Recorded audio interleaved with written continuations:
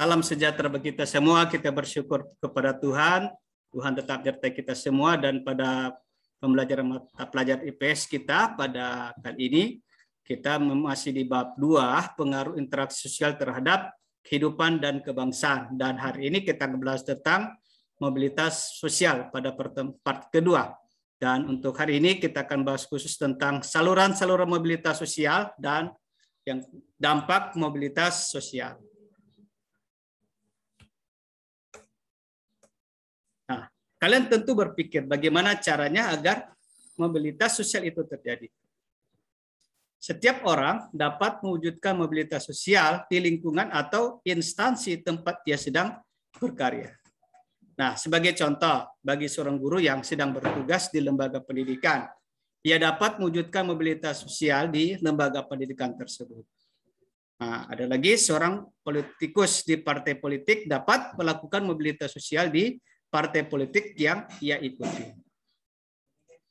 Nah, kita lanjut di sekaranglah saluran-saluran mobilitas sosial.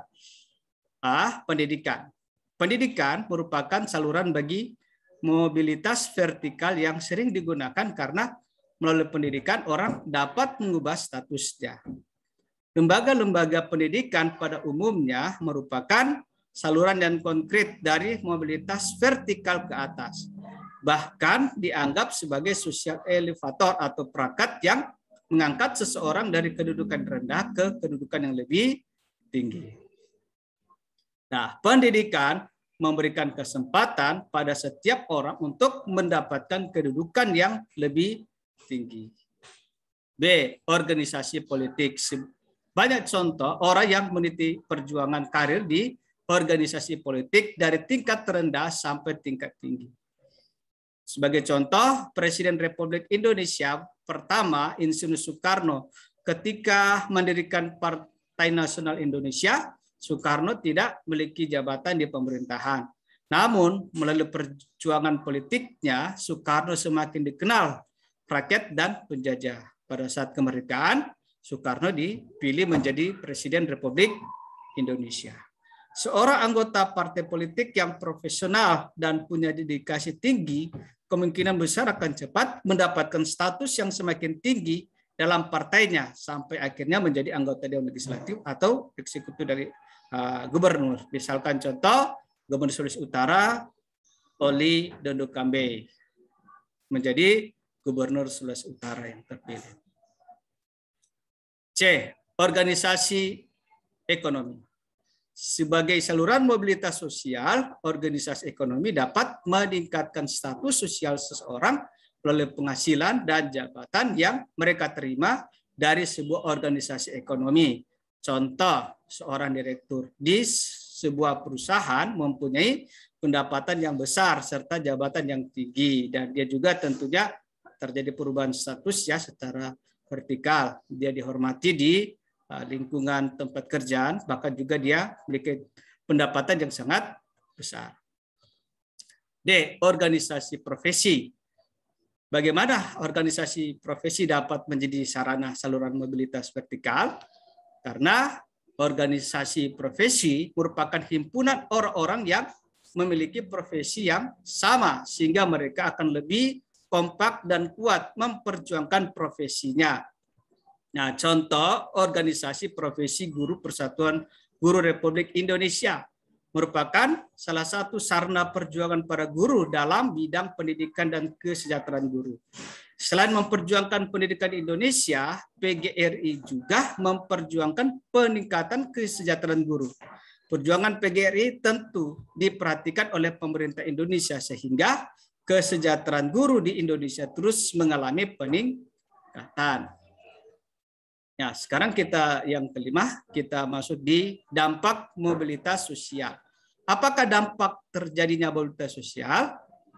Apabila semua mobilitas sosial bersifat ke atas, social climbing, tentu semua orang akan merasa senang. Akan tetapi selalu ada 3 kemungkinan mobilitas sosial, yaitu ke bawah, ke atas, dan ke samping. Dampak mobilitas sosial, ada dampak positif dan dampak negatif. Nah, sekarang kita mulai di dampak positif terjadinya mobilitas sosial. mendorong seseorang untuk lebih maju. Terbukanya kesempatan untuk pindah dari strata ke strata yang lain menimbulkan motivasi yang tinggi pada diri seseorang untuk maju agar memperoleh status yang lebih tinggi. B. Mempercepat tingkat perubahan sosial. Mobilitas sosial akan lebih mempercepat tingkat perubahan sosial masyarakat ke arah yang lebih baik. Contoh, Indonesia sedang mengalami perubahan dari masyarakat agraris ke masyarakat industri. Perubahan ini akan lebih cepat terjadi jika didukung sumber daya manusia yang berkualitas. Hal itu berarti perlu peningkatan kualitas pendidikan. Kita ini dari petani dan akhirnya menjadi orang yang diberi bidang jasa, industri dan jasa. Nah, yang C, meningkatkan integrasi sosial. Terjadinya mobilitas sosial dalam satu masyarakat dapat meningkatkan integrasi sosial. Nah, contohnya, ia akan menyesuaikan diri dengan gaya hidup, nilai-nilai, dan norma-norma yang dianut oleh kelompok orang dengan status sosial yang baru, sehingga tercipta integrasi sosial. Sekarang kita lanjut di dampak negatif terjadinya mobilitas sosial. Terjadinya konflik.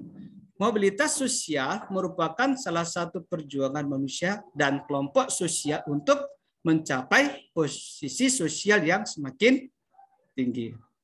Nah, dalam hal ini sangat wajar kalau kemudian timbul persaingan yang kerap juga memicu konflik. Dalam perjalanan kehidupan manusia, persaingan tidak dapat dihindarkan. Persaingan selalu muncul dengan berbagai kategorinya. Bahkan persaingan bisa menjelma menjadi konflik. Sebagai contoh kecil, perjuangan karyawan bawahan di suatu perusahaan untuk mencapai kedudukan yang lebih tinggi akan menghadapi persaingan dari karyawan lain. Bahkan dapat pula berhadapan dengan atasan yang takut kedudukannya digeser. Nah, persaingan ataupun konflik perlu disikapi dengan bijaksana. Persaingan tidak dapat dihindarkan, tetapi persaingan yang tidak sehat akan menyebabkan konflik. Karena itulah, setiap perubahan sosial hendaknya selalu dikelola dengan sikap yang positif. Dengan demikian, tiap individu atau kelompok sosial yang berhasil atau gagal dalam usaha melakukan mobilitas sosial ke atas sama-sama ikhlas menerima kenyataan. B. Gangguan psikologis. Mobilitas sosial dapat pula mempengaruhi kondisi psikologis seseorang. Satu, ini menimbulkan ketakutan dan kegelisahan pada seseorang yang mengalami mobilitas menurun. Yang kedua, adanya gangguan psikologis bila seseorang turun dari jabatan. Yang ketiga, mengalami frustasi atau putus asa bagi orang-orang yang ingin naik ke lapisan atas tetapi tidak dapat mencapainya. Nah, gangguan psikologis tentu tidak akan terjadi pada individu yang lapang dada menerima keadaan dan kemudian bertekad untuk berubah. Manusia tidak dapat lepas dari mobilitas sosial, entah mobilitas vertikal ataupun horizontal. Dalam mobilitas sosial vertikal, manusia bisa mengalami mobilitas ke atas ataupun ke bawah. Mobilitas ke bawah tentu berusaha dihindari oleh manusia. Namun, seandainya terjadi, hendaknya manusia menerima dengan lapang dada dan berusaha bangkit kembali. Untuk melakukan mobilitas ke atas, diperlukan perjuangan yang tinggi. Oke, terima kasih, demikianlah materi kita pada hari ini. Ini materi bisa bermanfaat bagi kalian semua dan tetap semangat belajar. Tuhan memberkati kita semua dan selamat pagi.